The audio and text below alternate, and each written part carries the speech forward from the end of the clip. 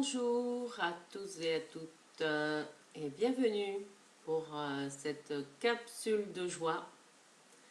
Bonjour Françoise, bienvenue dans cette nouvelle capsule de joie. Alors une capsule de joie avec ce matin, voilà, les énergies de la lune, The Moon. Bonjour Marie-Christine, bonjour Solène. Bonjour Martine, bonjour Hélène.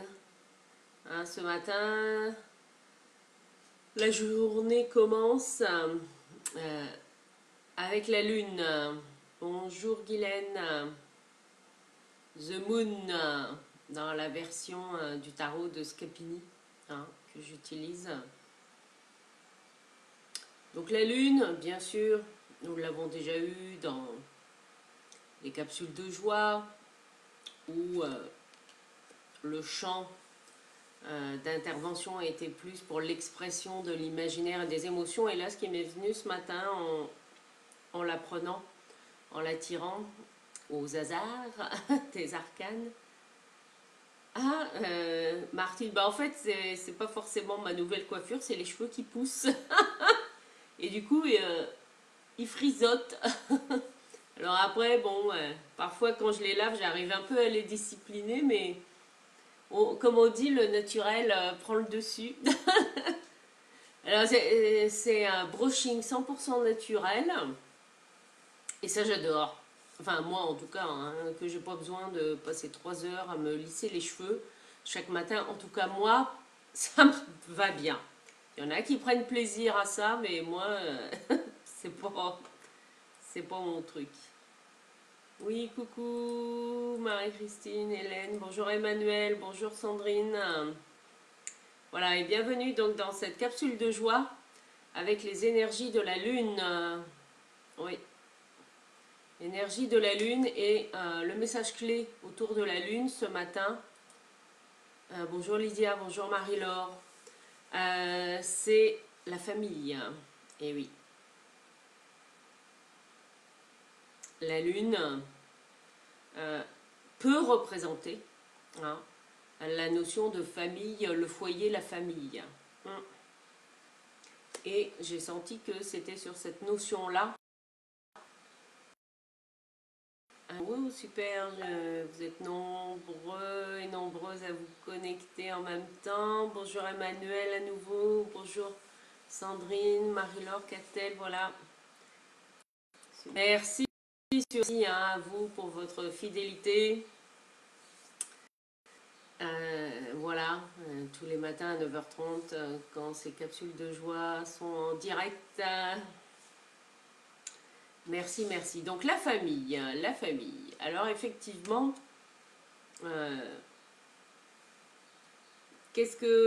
comment la famille peut être une capsule de joie?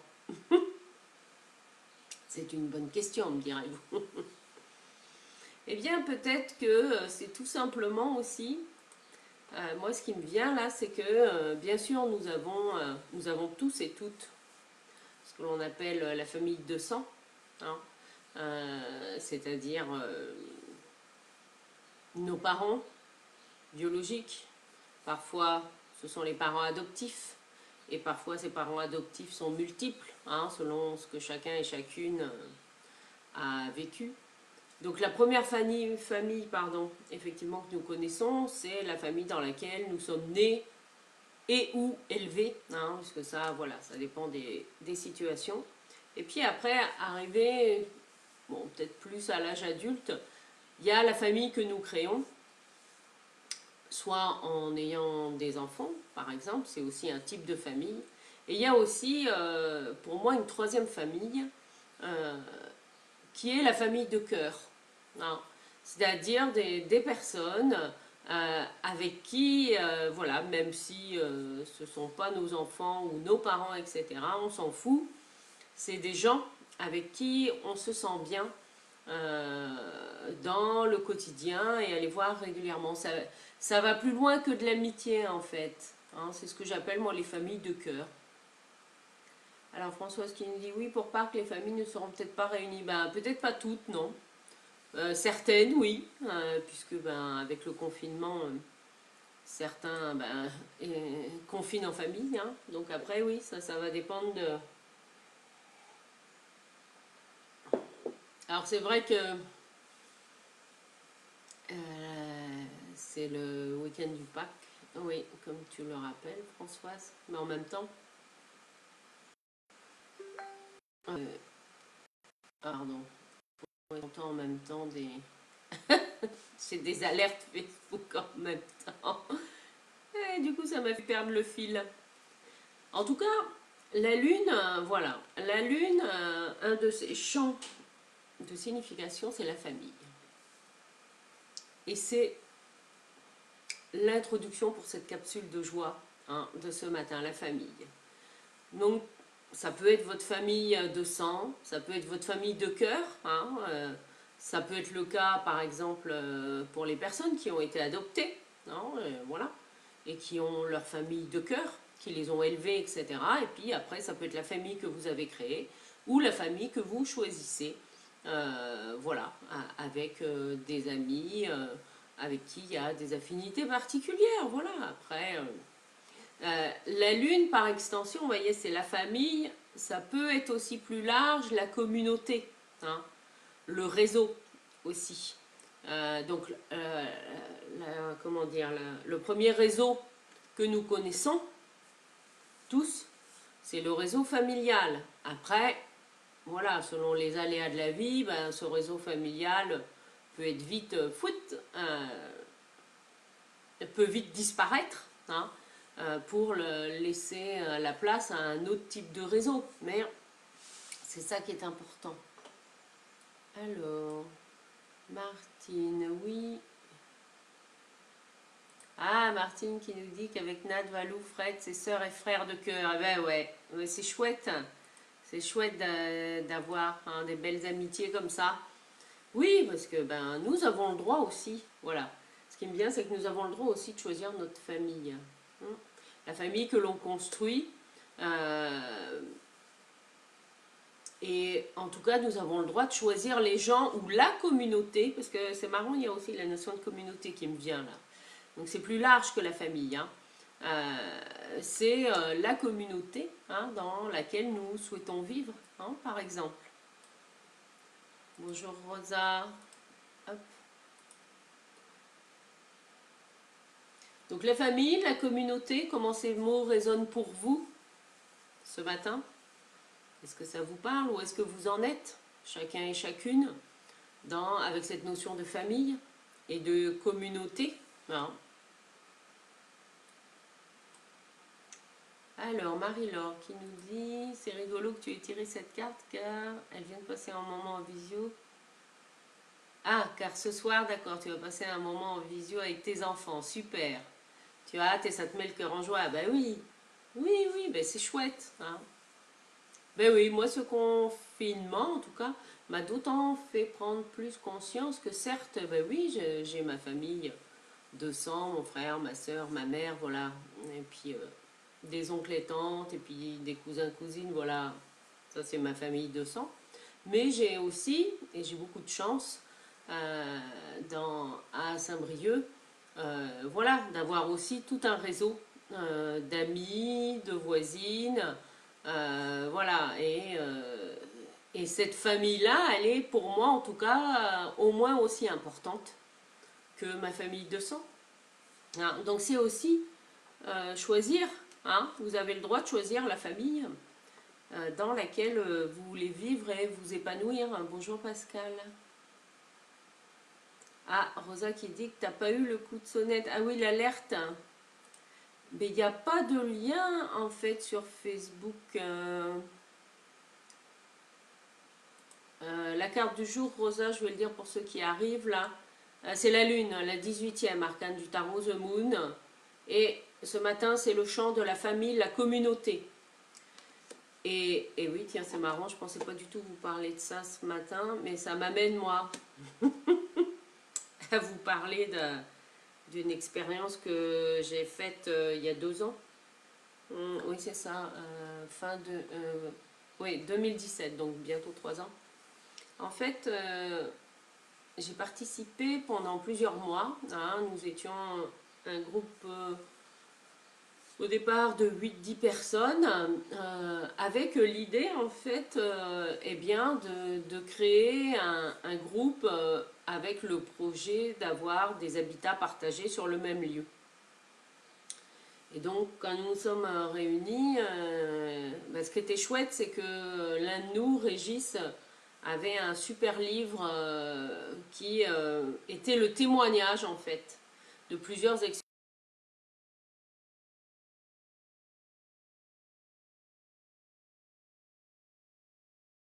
En même temps, le livre donnait en fait la démarche concrète, la méthode, comment créer une communauté.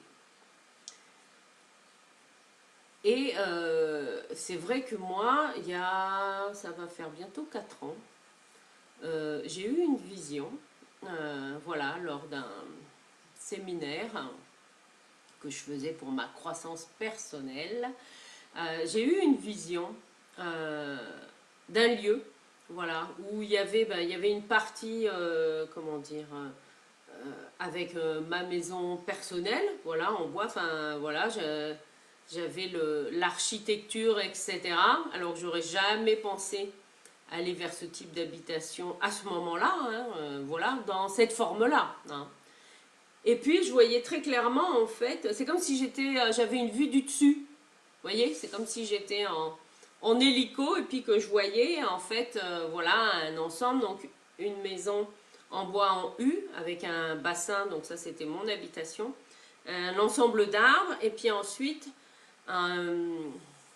alors une forme, hein, je vais dire ça comme ça, une forme d'amphithéâtre, de toute façon aucune forme à part ma maison avec la forme de U, mais sinon les autres formes n'étaient pas du tout carrées ou rectangles et vous allez comprendre pourquoi. Il y avait un amphithéâtre qui avait plutôt un toit en forme de vague. Et puis de cet amphithéâtre, en fait, partaient 5 chemins ou 5 couloirs qui menaient à 5 zones. Et dans chacun de ces zones, en fait, il y a des modes d'expression différents. Il y a un zone avec des tapis au sol qui est comme un dojo, hein, pour faire des arts martiaux ou des, comment dire, des activités comme du yoga, etc., pour être au sol, hein, par exemple. Un autre zone, lui, dédié à la musique et au chant et à la danse. Un autre zone dédié à la créativité, à la peinture, hein, toute forme d'expression créative avec, je voyais plus de la peinture, moi, des couleurs en tout cas, avec beaucoup de couleurs. Ensuite, un 4e zone avec un espace de massage. Après, je ne sais pas si c'était sauna ou hammam, mais en tout cas, cabine bien-être. Et enfin, un dernier zone avec, on va dire, des bureaux, entre guillemets, classiques ou des espaces de consultation en individuel. Voilà. Et puis, donc, ces 5 zones étaient reliées à un amphithéâtre au milieu de 400 places. Hein, vous voyez, c'est très précis. Et en fait, dans le hall d'entrée de cette forme, en fait, dans le hall, il y a la partie boutique, salon de thé du centre, en fait. Alors, cette idée de créer un centre spirituel pour etc. Mais ça va faire 3 ans et demi que j'ai eu cette vision qui était très précise. Enfin voilà, je vous décris ce que j'ai vu. Et là, je me suis dit, waouh, waouh, c'est énorme. Comment je vais aller vers ça? Et bien après, c'est la vie qui m'y a emmené. Parce qu'en fait, 1 an après avoir eu cette vision, j'ai participé, donc comme je vous disais, pendant plusieurs mois à un groupe de réflexion sur la création d'une communauté avec un habitat partagé, etc. Parce que comme nous étions aussi plusieurs professionnels à souhaiter exercer notre activité sur le lieu, voilà. Et du coup, moi, je suis arrivée dans le groupe en partageant ma vision. Voilà, ce que je viens de vous décrire, je leur ai décrit. Enfin, pour moi, voilà, tout était clair, etc. Alors forcément, ça a fait un peu peur, hein, parce que ça peut faire ça aussi, hein. Mais peu importe, après c'est la démarche qui est importante. Et puis, effectivement, 8-9 mois après, le groupe s'est disloqué. Mais bon, je l'avais ressenti dans mon intérieur. Mais en tout cas, ce qui était important pour moi, c'est que j'avais... euh, Régis, en fait, a eu la gentillesse de me prêter son livre. Hein. Et donc, moi, parce que ce qu'il disait, ce qu'il préconisait, c'était que la première chose à faire, c'était de s'assurer d'avoir une vision commune. Hein. Ça pourrait ramener à la Lune, hein, avec le côté clairvoyance, quelle est notre vision du monde, hein, et la vision commune. Donc c'est ce que j'avais fait, pour moi en tout cas, dans ma vision des choses, parce qu'effectivement, avec la création de ce centre, moi j'imaginais très bien que les plantes, enfin j'imagine, c'est pas j'imaginais, je rectifie, parce que non, non, c'est pas un projet qui va être au passé, justement, il est mon avenir. Que les plantes, hein, proposées ou les tisanes proposées au salon de thé, ben, dans mon idéal, que les plantes soient cultivées sur place, dans un autre espace, avec verger, potager, etc., qui permettent d'avoir une autosuffisance dans l'idéal pour la partie boutique, pour tout ce qui est thé, hein, parce que bon, le café et le chocolat, ça c'est sûr que, bon, à moins que j'exporte l'idée ailleurs, mais ce ne sera pas forcément des produits locaux, ça on est d'accord. Enfin voilà, en tout cas avec toute cette démarche-là. Et puis fin 2018, voilà, le groupe s'est dispatché et c'était ok, c'était juste, mais ça n'empêchait pas, on a vachement avancé dans la réflexion, etc. Aussi dans le partage de ce que chacun voulait, c'est là aussi où c'est intéressant de voir que ben, quand on est à plusieurs, hein, que ce soit en famille ou dans une communauté, ben, comment dire, la notion d'espace n'est pas la même pour tous. Hein. Voilà, puisque on avait une personne qui avait le projet de vivre en tiny house, par exemple. Bon, moi je sais déjà que ça, c'est pas un projet pour moi. Parce que en tout cas, je ressens le besoin d'avoir plus d'espace. Après, je peux aller vivre dans une tiny house, certes dans un pays où il fait 25 degrés tout le temps, hein, par exemple. Oui, là, les conditions ne sont pas les mêmes, mais en tout cas, là, pour l'instant, je suis en Bretagne. Donc, mais voilà, ça permet d'avancer dans la vision commune et d'avancer aussi dans mon rêve, etc. Et puis ensuite, bon, fin 2018, voilà, moi j'ai emménagé dans cet appartement, etc. Donc je reconnais que j'avais lâché, hein, par rapport à tout ça. Et puis la vie, hein, de toute façon, c'est, voilà, ça mûrit, hein, ça mûrit. Et là, eh bien, début 2020, en tout cas, dans mon être profond, hein, peut-être qu'il y a eu la même chose dans le ciel, ça j'en sais rien, mais en tout cas ce que j'ai ressenti à l'intérieur de moi, c'était que c'était une évidence d'aller faire une formation pour mettre en place justement ce projet de lieu, hein, en y incluant ben, les valeurs qui me tiennent à cœur, bien sûr, hein, avec des valeurs d'entraide et de solidarité, sans oublier la rentabilité aussi, hein, parce que ça fait partie de la réalité du monde, hein, ou en tout cas de trouver une forme ou un moyen économique, hein, de pouvoir gérer et animer ce lieu et que ce soit, voilà, et générer de la richesse sur tous les plans, que ce soit dans la richesse des rencontres, parce que bien évidemment ce projet je ne pourrais pas le mener toute seule, hein, voilà, voilà, je pourrais pas le mener toute seule, non, ça c'est sûr. Donc voilà, alors je sais, voilà, c'était ma vision du monde.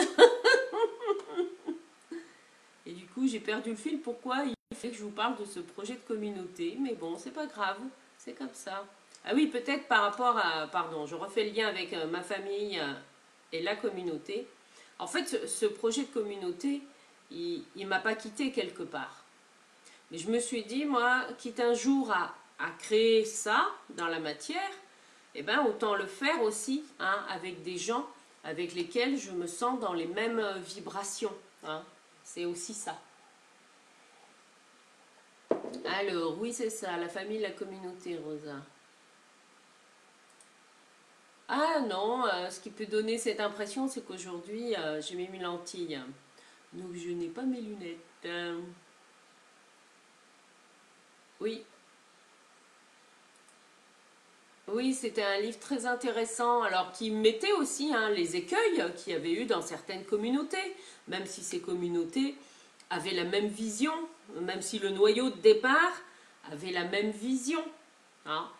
Mais comme dans toute relation humaine, même si on a la même vision au départ, s'il n'y a pas non plus des espaces où chacun, voilà, si la gouvernance aussi du lieu n'est pas clairement établie, voilà, ben ça peut aussi péter, hein, entre guillemets. Alors, bonjour Tanguy. Alors, je suis en train de regarder les commentaires. Alors, Marie-Laure qui partage que, voilà, tu dis que tu n'as pas de famille comme on l'entend, mais ce que tu dis résonne très fort. Moi, je voudrais tellement être entre personnes qui veulent se retrouver en communauté où chacun trouve sa place. Et ben oui, ben ça, pour moi, ça va fleurir hein, dans le monde de plus en plus. Hein. Des communautés avec un, comment dire, une fille, c'est plus qu'une communauté, vous voyez, là, avec la Lune, on est plus aussi dans la notion de la philosophie de vie. Hein. Alors, il peut y avoir un côté utopiste, effectivement, avec la Lune, dans le côté, comment dire, obscur. Ça peut aller jusqu'aux désillusions, hein, la Lune. Ça peut. Mais si on ne garde que la qualité, c'est voilà, c'est aussi quelle est la vision commune. Hein. Aussi, c'est une philosophie de vie. Hein, ça va plus loin que ça. Bonjour Marie-Noël, bonjour Marie-Chantal qui nous rejoignait hein, pour cette notion de famille, de communauté. Voilà. Moi, je sais que ce confinement-là vient réveiller, moi, en tout cas pour moi, hein, à titre personnel. Là, je me suis dit, j'ai pris la décision, en tout cas, que d'ici un an, eh bien, je serai en maison avec un jardin, voilà. Même si je me plais là, etc. Mais moi, non. Enfin, ça, c'est une réalité. Bonjour Camélia, bonjour, bonjour. Alors, Françoise qui nous partage que ton troisième fils a un projet, ah oui, avec des amis, de créer un lieu de rassemblement pour les gens avec de la musique, des conférences. Eh ben oui, eh ben pourquoi pas? Eh ben génial! Hein. Moi, je ne serais pas surprise hein, que ce type de lieu fleurisse de plus en plus. Hein. Et à la campagne. Ouais. Pas forcément en ville. Eh bien oui. Regardez, comment dire, j'ai eu la chance d'aller découvrir un lieu à côté de Guingamp qui s'appelle le Charaban. Pour ceux qui habitent dans la région Bretagne, peut-être que vous y êtes allé, hein, ou vous y êtes venu en vacances. Et en fait, eh ben, eh ben oui, c'était l'année dernière. Ah ben voilà, ah oui, c'est marrant. Je l'ai découvert, ah ben tiens, il n'y a pas de hasard. Je l'ai découvert le week-end de Pâques, hein, il y a un an. Avec en fait des voisines et copines, voilà, dont une a une petite fille de 6 ans. Il était organisé en fait une chasse à l'œuf gratuite, voilà, dans les jardins du Charaban. Moi, je ne connaissais pas du tout le lieu et en fait, ce qu'on a fait, ben, on avait la possibilité de pique-niquer sur place. Et bien, donc nous avons amené notre pique-nique, donc nous sommes arrivés, voilà, vers midi, midi et demi sur le lieu. C'était bien, hop, parce qu'il n'y avait pas beaucoup de monde à ce moment-là. Et le lieu, en fait, s'étend sur quelques hectares. Il y a, voilà, il y a des parcelles de jardin, il y a des parcelles où les poneys peuvent brouter, parce qu'il y a des petites promenades en poney. On peut y faire aussi du pédalo. Et puis, il y a un restaurant, voilà, sur place. Donc, et c'est un lieu, voilà, ce que j'ai trouvé sympa, c'est que, parce qu'on y a fait une pause, nous, pour le goûter après, dans la partie restaurant, sur les sets de table, en fait, eh bien, ils racontent, en fait, l'histoire du lieu. Et comment, en 20 ans, le lieu a été créé et puis voilà. Chaque animation a été, il y a aussi une animation, c'est vrai, dans les arbres avec des grands filets, etc. Voilà, ça s'est ajouté au fur et à mesure du temps. Et ce qui est assez cocasse, c'est que une fois arrivé là-bas, on cherchait l'aire de pique-nique. On s'est dit, bah mince, on avait sur les panneaux qu'il y avait une aire de pique-nique, mais on ne la voyait pas en étant en bas. Et puis on voit arriver un monsieur sur un petit tracteur, vous voyez, et avec une petite remorque derrière. On se dit, ah bah tiens, ça doit être un monsieur qui travaille sur le lieu, il va pouvoir nous renseigner. Alors effectivement, il nous a renseigné, voilà, il nous a montré où était l'aire de pique-nique, et puis on a commencé à discuter. Et il se trouve, eh bien, que ce monsieur était le fondateur du lieu, hein. Monsieur Amour. Alors il n'y a pas de hasard non plus, hein, avec un nom comme ça. Et ce monsieur, en fait, était veuf, oui, depuis 3-4 ans, je crois. Enfin, voilà. Mais c'était avec son épouse, en fait, qu'ils ont créé ce lieu, etc. Et il nous racontait que, justement, et c'est ça que c'était important que je vous partage, qu'au départ, parce que le Charaban, c'est en pleine campagne, hein, concrètement, hein, voilà. C'est sûr que là, vous pouvez mettre la musique à fond, il n'y a pas les voisins qui seront dérangés. Ils nous racontaient eh bien qu'au départ, quand ils sont allés présenter leur projet aux banques, hein, pour avoir voilà, les premiers financements pour mettre en œuvre des choses, eh bien au départ, les banques étaient réticentes, hein. Et certains se sont moqués d'eux, hein, voilà, en leur disant non, mais ça ne marchera jamais en pleine campagne, les gens ne viendront pas. Et ben, je peux vous dire que à 14 heures, qui était l'heure officielle d'ouverture de la chasse aux œufs gratuite, ça, pour les enfants, avec un petit livret, avec un jeu, avec des questions, etc. C'est vrai que c'était bien fait. Certes, c'était une opération de marketing, puisqu'après, les gens sur le lieu, il y avait l'espace, comme je vous dis, restaurant, où on pouvait aussi goûter, avec les enfants, on pouvait faire des tours à poney, enfin, mais peu importe. Je peux vous dire qu'il y avait du monde, hein, ce jour-là. Et que le restaurant, en fait, est réputé. En fait, on m'en avait parlé, mais je n'avais pas fait le lien avec le lieu. Voilà, et c'est un lieu, en tout cas, qui fonctionne très bien, hein. Et c'est à la campagne, et oui. Alors, super Françoise, en tout cas, je relis le post par rapport à ton fils et il faut lui dire qu'il le fasse, hein. C'est maintenant qu'ils ont besoin de ce genre de lieu, hein. Et oui. Alors, bonjour. Ah oui, tu es le lieu aussi. Oui, et oui, il y a tout dans, mais comme je dis, il y a 20 ans, ils ont commencé par un bout, voilà, et puis ils ont rajouté au fur et à mesure, hein. Alors, Martine qui nous partage qu'avec ses amies soignantes, lors de soirée, on se disait qu'on se retrouverait bien tout ensemble pour partager, rigoler. Eh ben, et pourquoi pas? Après tout, je veux dire, tout est possible, hein.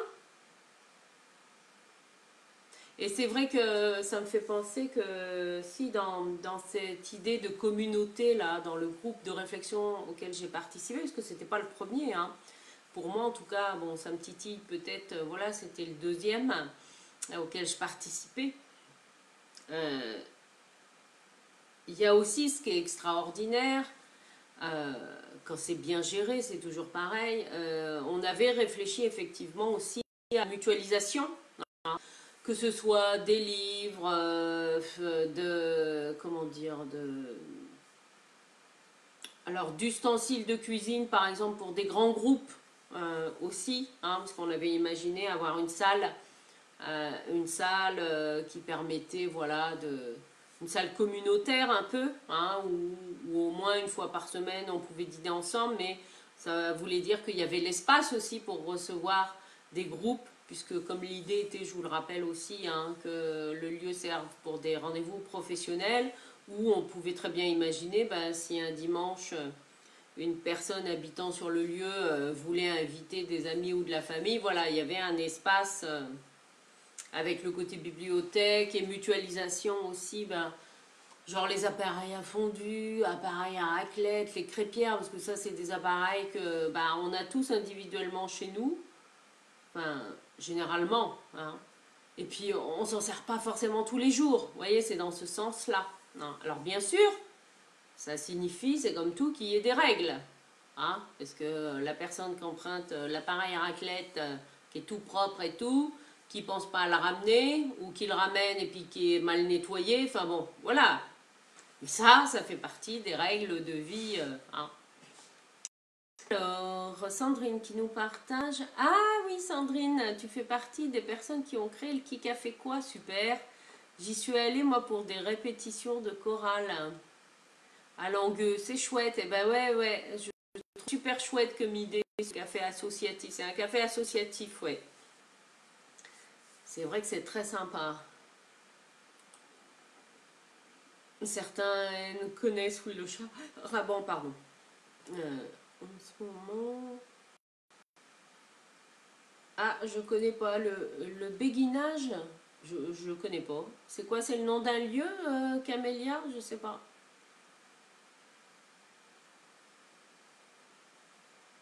Oui, c'est ça, Rosa. Il y a toujours le restaurant. Oui, oui, il y a toujours tout ça au Charaban. Ah, c'est un lieu intergénérationnel pour le célibat ou des retraités.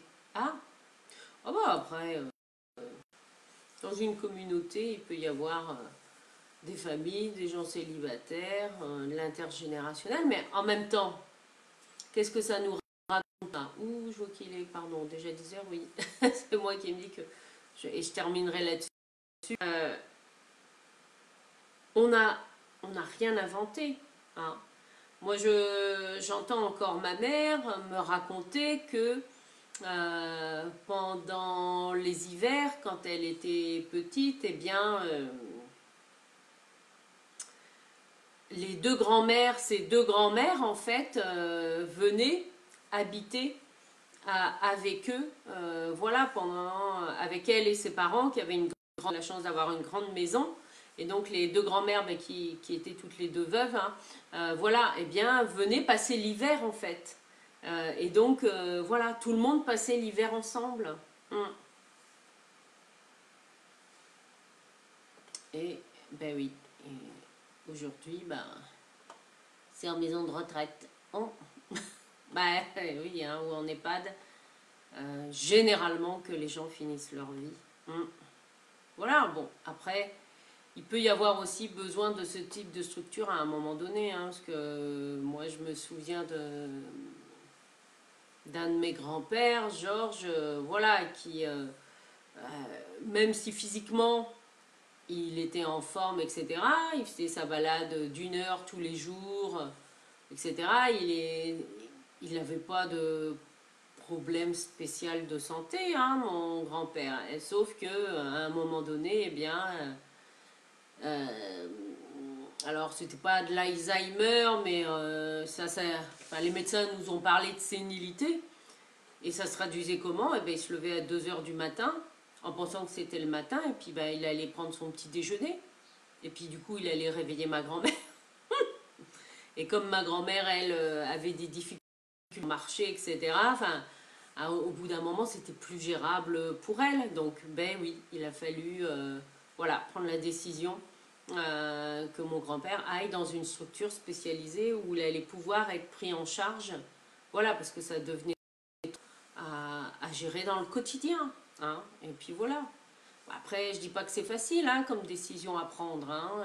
C'est sûr que moi, quand j'allais le voir, voilà, quand il avait toute sa tête, hein, il se souvenait parfaitement que je vivais en région parisienne, que je travaillais là-bas, etc. Et puis tout d'un coup, poum, il partait dans, ben oui, sa nouvelle vision du monde, où il me parlait d'une moto qu'il voyait sur la cheminée alors que nous étions dans sa chambre, voilà, de l'EHPAD. Donc, bon, ben voilà. Ah. Mais tout ça pour dire que c'est vrai que ce côté famille, communauté, hein, il y a aussi, c'est aussi culturel, hein, dans certaines cultures, on laisse pas les anciens seuls. Eh ben oui. Bon, après ça c'est, voilà, hein. Alors, toc toc toc, un mouvement. Qui a fait quoi? Il est très sympa. Alors, dans un futur, il y aura dans le centre de Ploua un endroit lecture café au fond du jardin, charmante maison de mon enfance, de mon tante. Ah, génial! C'est toi, Martine, qui fait ce projet-là à Ploua? C'est génial! Ben, super! Ben oui, c'est ce qui manque. Hein. Alors, Valérie qui nous partage que sa grand-mère passait l'hiver chez son fils et l'été chez ma maman. Eh ben oui. Oui? Ouais, ouais, c'est sûr. Oh, bah écoute, merci Rosa, mais bon, bah, heureusement, ça a été, comment dire, entre guillemets, hein, assez rapide, hein, parce qu'il y a des personnes qui restent plus de 10 ans dans cet état-là, hein, à être dépendant des autres, etc. Non, ça a été, bon, je sais plus trop, ouais, au moins 2 3 ans. Mais voilà, bon, ce qui est un temps quand même relativement court. Et puis bon, mon grand-père est décédé à l'âge de 89 ans, hein, il a eu une belle vie quand même. Donc bon, voilà, hein, ça après, comme on dit. Hein. Eh bien écoutez, voilà, la famille, la communauté, l'inspiration du jour avec cette capsule de joie qui vous invite à vous poser la question et vous, voilà, quelle famille choisissez-vous finalement? C'est ça en fait. Ouais. Quelle famille choisissez-vous? Alors, je vois qu'il y a un. Ah d'accord, ce sont les nouveaux propriétaires. Eh bien écoutez, je vais vous souhaiter une très belle journée. Donc rendez-vous demain matin, pareil, même heure, pour une nouvelle capsule de joie. Ce soir pour l'apéro du bonheur à 18h30 pour dire un grand merci aux fonctionnaires. Hein, qui œuvrent, oui, que ce soit pendant ce confinement, mais même avant et même après. Voilà, à très bientôt.